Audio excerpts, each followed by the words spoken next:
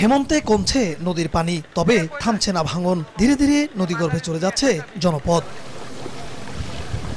গত এক মাসে গাইবান্ধার তিস্তা, করতোয়া ও ব্রহ্মপুত্র নদের তীরবর্তী এলাকায় তীব্র ভাঙন শুরু হয়েছে। এরই মধ্যে নদীগর্ভে বিলীন হয়েছে সদর, ফুলছড়ি ও গোবিন্দগঞ্জ উপজেলার 100 বিঘার বেশি ফসলি জমি, অর্ধশত বাড়িঘর ও বিভিন্ন স্থাপনা।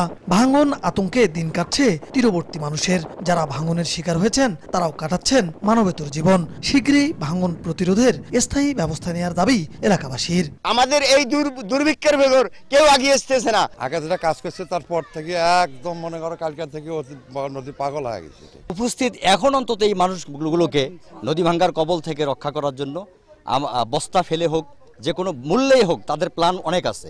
পানি উন্নয়ন বোর্ড বলছে, ভাঙন রোধে এরই মধ্যে জরুরি ভিত্তিতে জিওব্যাগ ফেলার ব্যবস্থা নেওয়া হচ্ছে। প্রায়োরিটি বেসিসে কিছু কিছু জায়গায় আমরা জরুরি পদক্ষেপ নিয়েছি। এছাড়া বলে রাখি যে আমরা যমুনা ডান তীরের ভাঙন রক্ষার্থে লালচামার এবং দত্তের খামাস এলাকায় আমরা একটি ডিপিপি প্রণয়ন করে উদ্যোতন দপ্তরে প্রেরণ করেছি। পানি উন্নয়ন বোর্ডের তথ্য মতে তিস্তা, করতোয়া ও ব্রহ্মপুত্রের তীরে হুমকিতে রয়েছে আরো অন্তত 1000 বসতবাড়ি।